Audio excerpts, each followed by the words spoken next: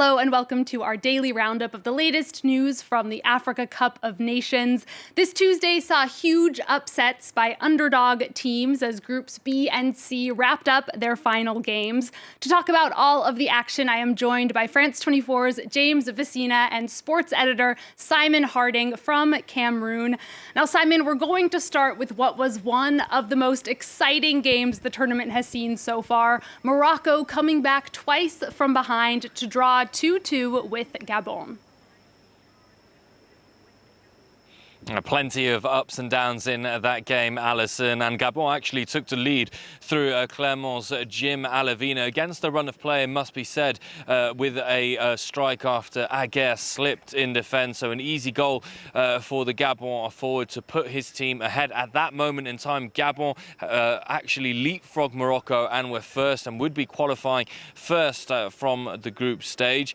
They had a host of other chances, but Morocco did equalise via the penalty spot in the second half when substitute Sofiane Boufal put in the spot kick. 3 minutes later, Gabon were back in the lead after an own goal by Aguerre, which got the better of his goalkeeper. But then the Moroccan mascot Achraf Hakimi of Paris Saint-Germain scored an absolutely exquisite free kick to make it 2-2, and more importantly for Morocco to guarantee that they finished the group top, ensuring what should be on paper an easier match in the next round. Gabon, on the other hand, finished second and therefore will play against Burkina Faso. That is one of the confirmed last 16 bouts that we will be assisting, and of course a really strong performance by both sides to finish the group unbeaten.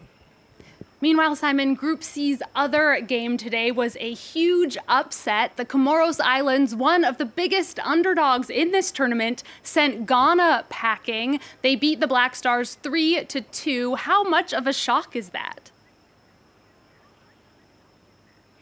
Well, it's a cataclysmic disappointment for the Ghanaians, because Ghana are, of course, four-time winners of the Africa Cup of Nations, Alison. Now, yes, they won the tournament last in 1982, but you still come into the tournament with the pedigree and expectations of at least making the knockout phases. And what is even more concerning for Ghana is they failed to win a single match. They lost in the final stages against Morocco. They conceded a late equaliser against Gabon, and once again they conceded a late winning goal against the Comoros Islands, even though it must be said that in the game they fell a goal behind. Then they had captain Andre Ayew sent off. Comoros scored a second goal. Ghana did well to come back to 2-2, and then as they were chasing the winning goal, which would have seen them qualify for the last 16, they were caught on the counter-attack. So massive disappointment for Ghana, for an ageing team, a team that really hasn't hit their stride since reaching the World Cup quarterfinals in 2010,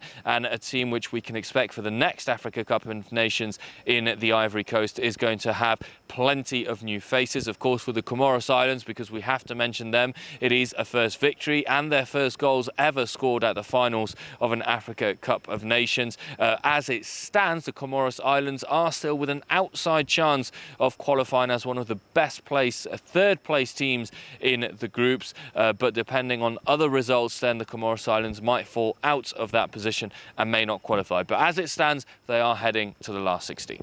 Lots of suspense still as we finish up these group stages. Simon, we're going to come back to you in just a moment. But for now, we're going to move on to Group B. Senegal finished at the top, but only with 5 points after they tied against Malawi in a 0-0 draw. Now, despite that rather uninspiring result, fans on both sides still came away satisfied. Take a listen.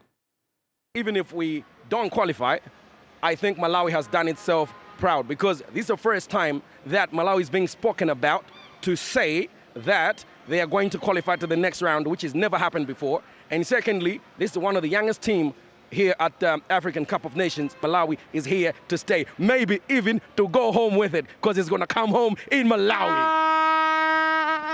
On cherche à être premier. Nous sommes premiers. Nous sommes très fiers de notre équipe. Nous sommes très optimistes. Allez, Sénégal! Allez, Senegal! Sakanam, Sakanam, Senegal! All right, lots of excited fans. We're going to cross over to James, who was at that game. Now, James, Senegal were runners-up at the last AFCON tournament. This isn't really the result that they were hoping for, but it does get the job done, doesn't it? It really does, Alison. But look, once again, another goalless draw. Was this what Senegal wanted? Well, clearly, it's not the best start for them. When you look at things, I mean, they sit top of Group B with 5 points, but consider this, that they've only won one game, that was their opening game, and they've only scored one goal off that last-minute penalty. So apart from that, 2 draws, which really is quite surprising when you consider, as you say there, what they came in from, runners-up last time round, and one of the favourites to win this Africa Cup of Nations. Now, as we've seen, of course, over the last few days, it isn't because you're the favourite that you're necessarily going to go far or that you are going to succeed in the way that might be expected of this. Algeria has had a terrible start to the tournament, and everything is still up in the air for them. And again, for Senegal, this is very similar. The last time round, they blamed the difficult play on one side to the fact that they were playing right at 2 p.m. When it was scorching hot in Cameroon, and that was difficult for their players. Well, today they were playing at 5 p.m. So we didn't see that difference there, and once again it was unorganised. We didn't really see much really happen, no building on the fields. And another part that they said was really hindering their progress there was that they had an outbreak of COVID-19 ahead of the tournament, and the players are now available once again. Edward Mendy in the goal, Nampalys Mendy. These are all they've now got a full squad, but yet they haven't been able to capitalise on it. So really, it's quite a difficult situation for them to be with, especially after the criticism that they've had. However, after the game, when we spoke to Edouard Mendy, he made a very interesting point, and I suggest that you take a listen to it. We have 5 points. We haven't let in a goal. We're first. We have a lot of reasons to be positive. We had 10 players who got COVID, so we're not at our usual level of health. You know, I've been playing for Senegal for 10 years. And whether it's qualification games or group games, we've always done well. But this year, it's not the same. We know that it's not easy. But I ask for your patience. We are all aware of the situation, and we don't like it either. We would prefer to win 3 or 4-0, but it wasn't to be.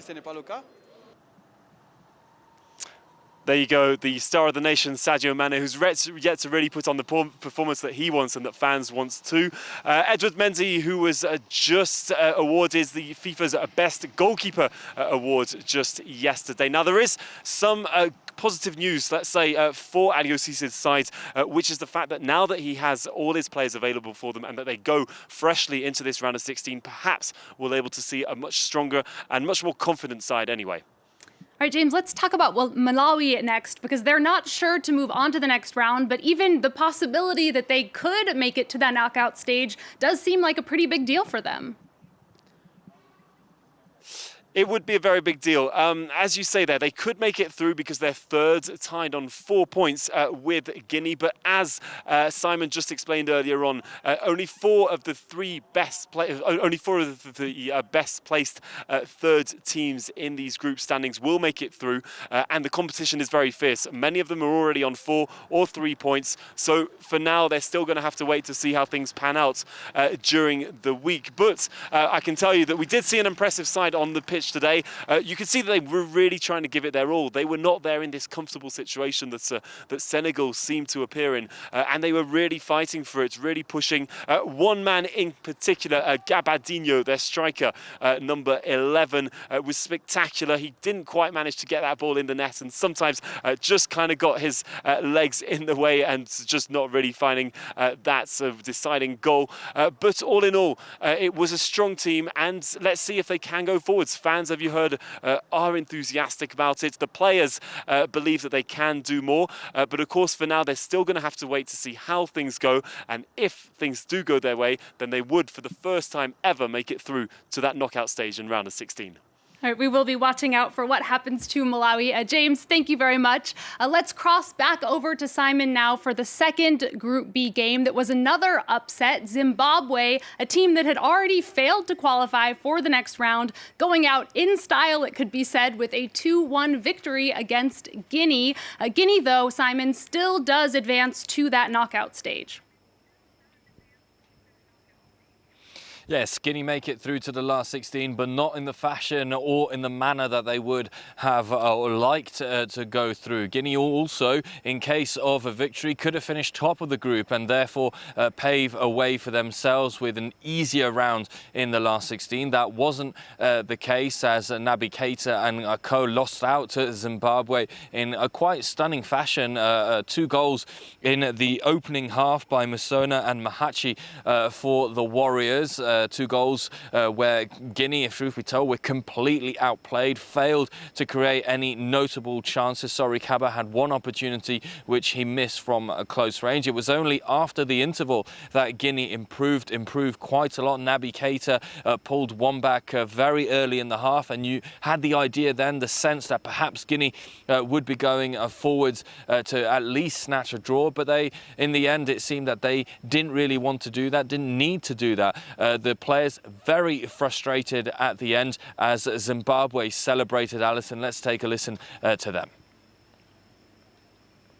I think we was doing really good, and then they scored the 2 goals. But the good thing is when we come back, we react. We scored the first goal, and then we was there. So I think we need to learn with this competition. Now we are going for knockout, so we need to be careful and play 100%. It's a massive win for us, although we're out of the tournament. Good experience for me as a coach. Good experience for those youngsters. This is their first time to play in the AFCON. This one was the most difficult game for us. But if you look at our game against Senegal, we gave away a penalty in the last 20 seconds of the game.